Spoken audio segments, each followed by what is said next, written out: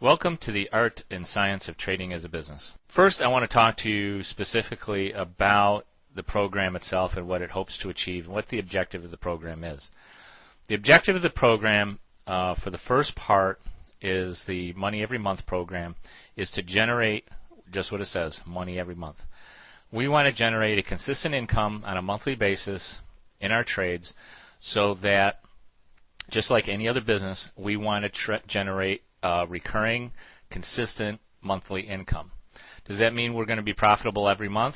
Maybe not. Maybe we will. The important point to think about is that we really want to have a monthly income stream. In order to generate a monthly income stream, we're going to be using options as our primary trading vehicle. Now, every business manages their business based on numbers, and that is exactly what we're going to do in ours. This is a real business. It's a business in which you are buying and selling. Any business that buys and sells things, and it doesn't matter what it is. It could be a bakery, it could be a auto repair shop, it could be a parts store, it could be a gift shop.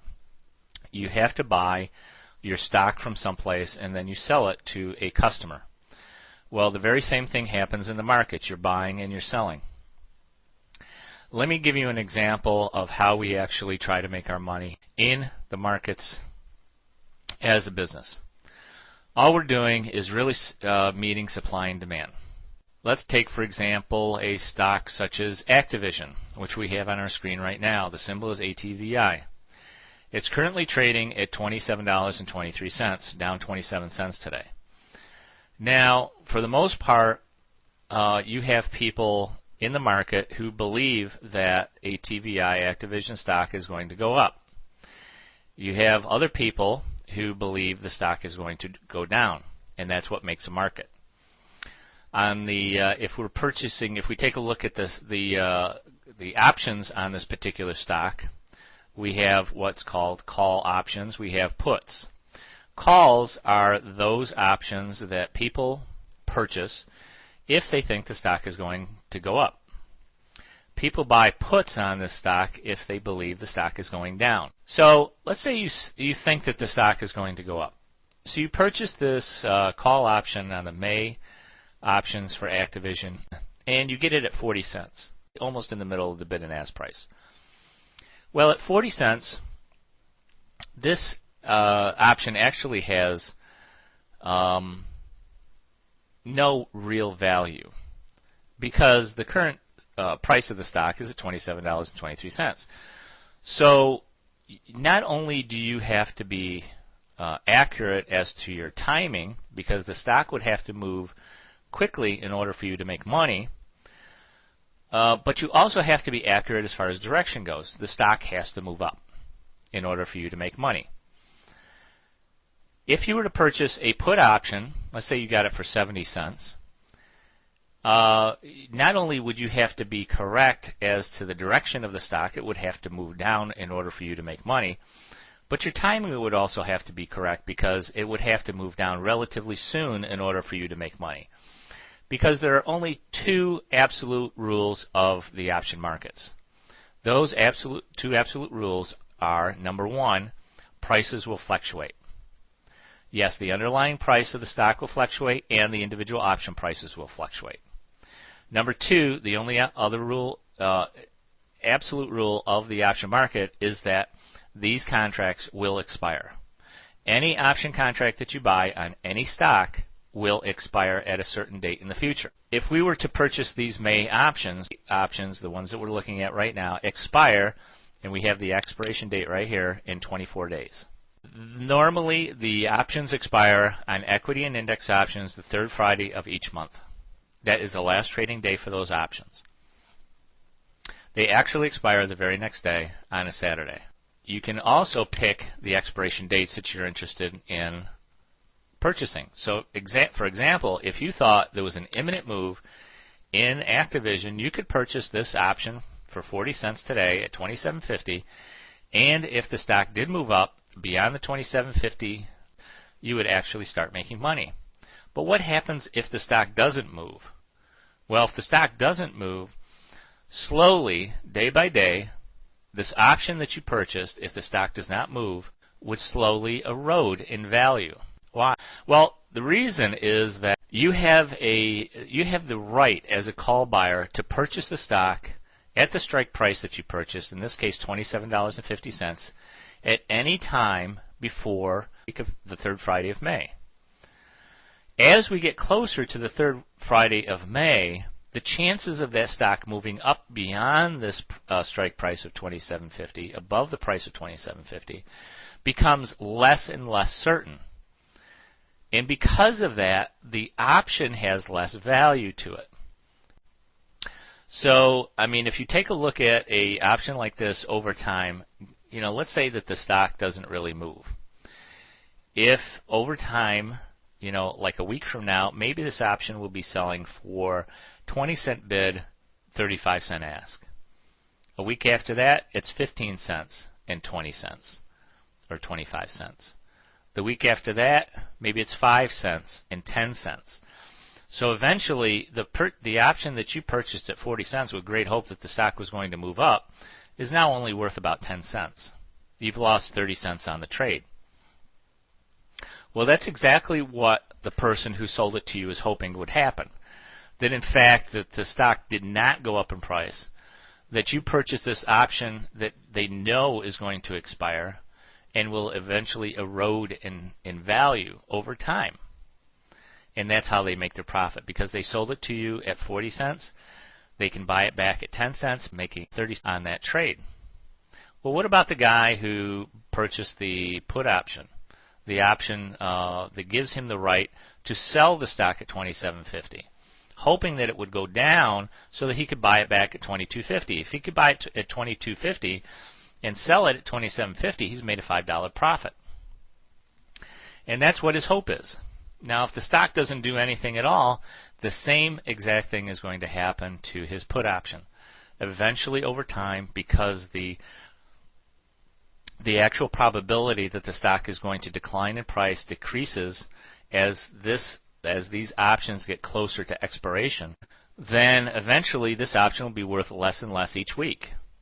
Let's say next week at this time, if the stock does not move, then this option will only be worth maybe 45 cents to 65 cents. Another week passes by, and now it's only worth 35 cents to 45 cents. Now another week passes by, and it's only 25 cents. See, as long as the stock does not move, these options, all of these options will continue to decline in price if they have extrinsic value. Now the prices of the options, these are called in-the-money options. The in-the-money options have some component of what they call extrinsic value and some component of intrinsic value. And the way you can determine intrinsic and extrinsic value is simply by taking the strike price of the option. In this case, we're taking a look at the May 20 calls, and their price at $7.40. On these 20 calls, if you add the strike price to the price of the call, you get $27.40. At the mid price, you're probably talking about closer to $27.25, which is exactly the price of our current stock. So you could say that this call option has no intrinsic value. In fact, if we look under extrinsic value, you can see that it is actually zero. The closer you get to the at the money or the actual price, strike price of the stock, you can see that there is in fact some extrinsic value left. There is some time value left in that option, and that time value is basically saying that, hey, you know what? We do have 3 or 4 weeks before expiration, so the price of the option may actually increase to the point where it might be actually further in the money. What is our objective, though? Okay, this is just a very brief. You should have already a basic understanding of options. I probably haven't told you anything new, or maybe I have, I don't know. But depending on your experience. The important thing to remember, though, is that when we trade for monthly income, the stock cannot be in two places at one time. At expiration, we're going to make money on one side or the other. And that's an important distinction to make because we make money whether the stock goes up or down. Now, the types of vehicles that we use in order to trade options on the exchanges are normally going to be, and I'll go through all those with you in the next series here in portfolio building. What we're going to be using are